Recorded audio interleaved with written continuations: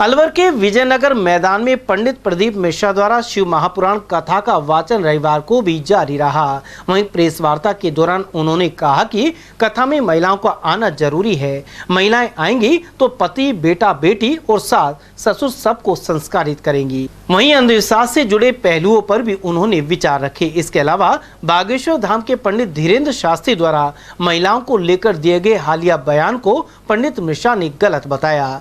गौरतलब है कि पंडित धीरेन्द्र शास्त्री का बयान था कि स्त्री की शादी को लेकर मांग का सिंदूर और गले का मंगलसूत्र पहचान होती है। यदि ये दोनों बातें हों तो लोग दूर से ही समझ जाते हैं कि इस प्लॉट की रजिस्ट्री हो चुकी है। इसे लेकर पंडित प्रदीप मिश्रा ने कहा कि बाहरी बातें या चेहरा ही इस तरह की पहचान नहीं है। नहीं, ये तो श्रेष्ठता नहीं है। इसलिए हम लोग हमेशा कहते हैं, कल भी हमने कथा में कहा था कि आपका चेहरा आपकी पहचान नहीं है, आपकी वाणी आपकी पहचान है। अगर आप अपनी वाणी से श्रेष्ठ शब्द कह रहे हैं या किसी न किसी रूप में आप कोई चीज बोलना चाह रहे हैं, पहले उसका अनुमोदन करें कि आप उसको बोलने से पहले अपने घर पर भी, हमने पहले भी कहा, एक कोई भी ज्ञान दे देगा पर पहले अपने ऊपर तो उतारे। तो हमारा मूल तत्व यह है कि कोई भी बात बोलने से पहले अपने ऊपर भी उसका अनुमोदन करना चाहिए कि ये हम बोलने वाले हैं तो ये श्रेष्ठ रहेगा क्या, किसी नारी के लिए, किसी स्त्री के लिए, सौभाग्यवती नारी के लिए शब्द अच्छा रहेगा क्या। महिलाओं का आना ही तो जरूरी है,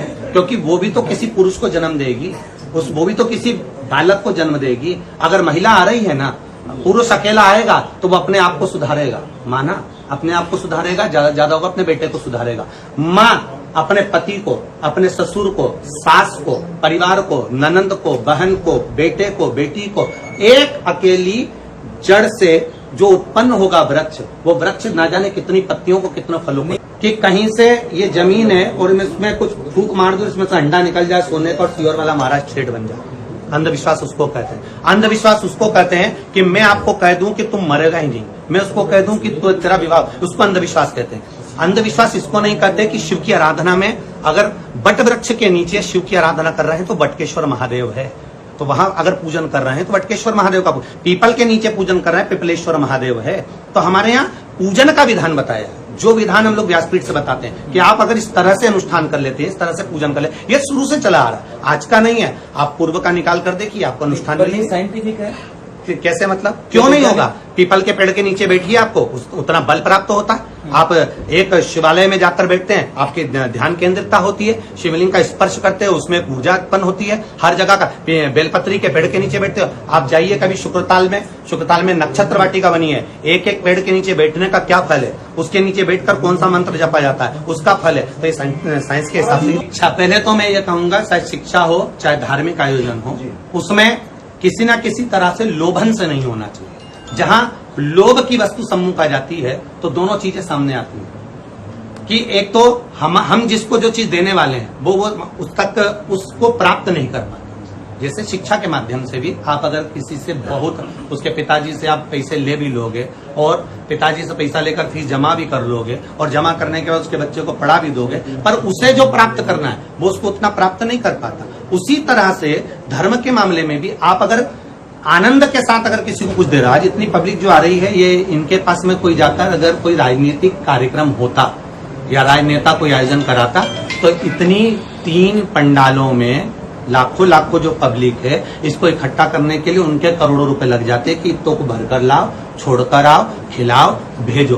पर ये कहीं ना कहीं धर्म के प्रति लोगों का भाव है कि वो सुधर रहे हैं और किसी न किसी तरह से उनके अंदर अच्छा भाव आ रहा है। जब हम अच्छा देना का प्रयास करेंगे तो वो भी अच्छा ही भाव उत्पन्न।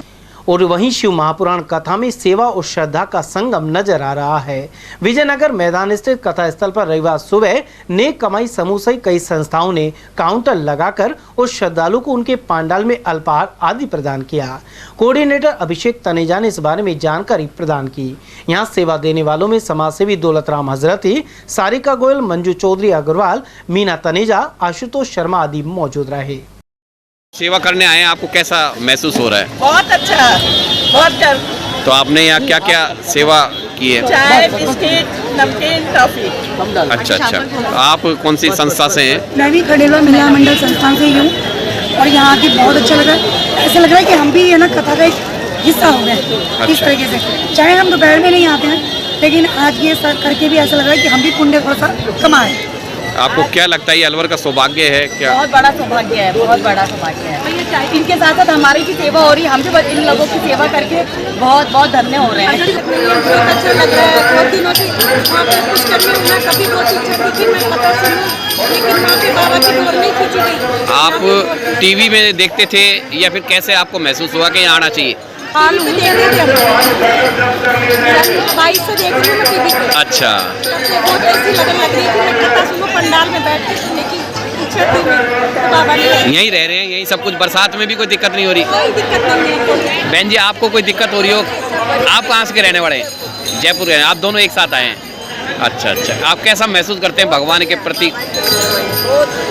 अदिति जी बताएंगे आपको कैसा महसूस हो रहा है यहाँ? बहुत अच्छा लग रहा है, इस शुभ कार्य में हम लोग पार्टिसिपेट कर रहे हैं, हमें अच्छा लग रहा है। हम दिन में कथा सुनने नहीं आ पाते हैं, बच्चे हैं, घर है, और हम लाइव जरूर सुन रहे हैं और इस सुनने का हम भाग्य हैं। धन्यवाद बहुत बहुत आप सबका। आपने यहाँ क्या क्या सेवा की है? हमने यहाँ पे चाय, बिस्किट, टॉफीज, नमकीन सब बांट रहे हैं। जितने भी यहाँ श्रद्धालु बैठे हैं सबकी सेवा कर रहे हैं, सबको खान पान का ध्यान रख रहे हैं।